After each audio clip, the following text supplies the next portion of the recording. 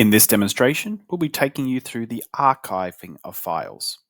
The main difference between deletion of files and archiving support comes in if the data has actually been submitted to the CluedIn platform or not. So if you've uploaded a file and you haven't submitted it into the platform, you can quite happily delete those files from the platform. However, if you've already submitted the data into the CluedIn platform, the only option is to archive this data. And this is to maintain lineage in the platform of where these records came from. Let's head over to our data sources and let's head to our HR folder where I've uploaded this file called employee.data.csv. It's missing a mapping. Let's go ahead and take a preview look at this data. Now, this is just fabricated employee data just to maintain any PII or sensitivity.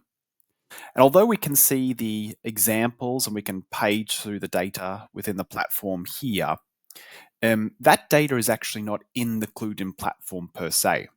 So for example, if we took someone like Abby here and we searched up the top of the MDM platform, there'll be no suggestions and there'll be no records that are found here either. So let's head back and let's start to onboard this data into the platform because we want to show how the archiving feature is enabled once we've processed this data into the platform. Now, I'm just going to do the most simplest form of mapping here. I'm going to do the automated mapping from CluedIn. And this will basically construct all the models, the placeholder values of where we're going to push this data into. And all it asks is that I tell it what type of data this is. So from the file, you can probably gather that it's a list of employees. And that's a great place, I guess, to start. Let's type the word employee in here. And we can see that actually the concept of an employee does not ship out of the box with the CluedIn platform. That's okay. We can just create these on the fly. We can choose an appropriate logo. So for example, we're all pretty high tech here at CluedIn. Why not make us a group of robots? And then it's going to ask for us to describe the relationship, the vocabulary of the data itself. So this is kind of an empty shell. In this case, the concept of an employee doesn't exist, and therefore the vocabulary would usually include things like an employee has a first name, a last name, a gender, a salary. Now, because we don't have any of these out of the box, we're going to ask to actually create the vocabulary based off the data that we're ingesting. And you can see down here a nice preview that's saying the incoming CSV file has a column called ID and first underscore name and so forth. And what we're going to do is we're going to create a brand new vocabulary called employee, and we're going to create all the different columns automatically for you. We're also going to do a little bit of standardization, so it's easier for the end users that are going to be using this to understand. We're going to go and create a brand new mapping. Now, this is going to show me the visual lineage of this mapping. And it's already done a pretty fantastic job because I chose the auto mapping.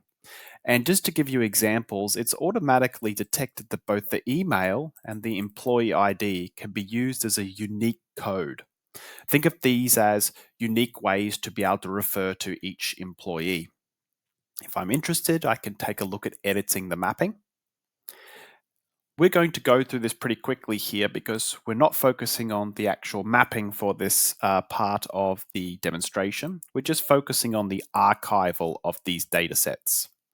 So I'm going to change the name of the records. Instead of using the first name, I'm going to want to use the full name. That's what I want displayed when I view the records finally when they're processed into the CluedIn platform. And you can see that it's automatically detected that these identifiers, the ID column and the email column, can be used as codes. So nothing more to do there. I'm going to click Next. I'm going to finish my mapping. I'm going to skip over all of these steps. And this also speaks to the agility of the CluedIn platform, is that we're not required to do absolutely everything before we get the data into the platform. So you can see that none of this data has been processed yet, but let's go ahead and click Process. And you can see that it's just about to create 100 records. It's going to give me this kind of preview. There are 100 records that are going to be created into the CluedIn platform. So let's go and confirm that we're okay with that. And in a couple of moments, we're going to see that our records have been submitted to the platform. Now, you can see that the removal dataset option has now moved to archive. And this is because we've already processed the data into the platform. So if we head over to our search, we should see that our employee records are starting to come in.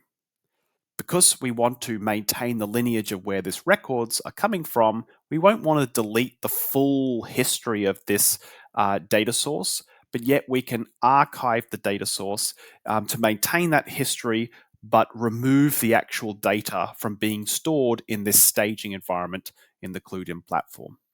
So let's go ahead and archive the data. And before we can do it, it's just asking us to confirm by typing in archive that this is what we're wanting to do. And it also gives us a list of what's just about to happen. It will delete the temporary storage. So we are temporarily storing 100 records in the platform. It will also purge any logs that were related to the processing of the data.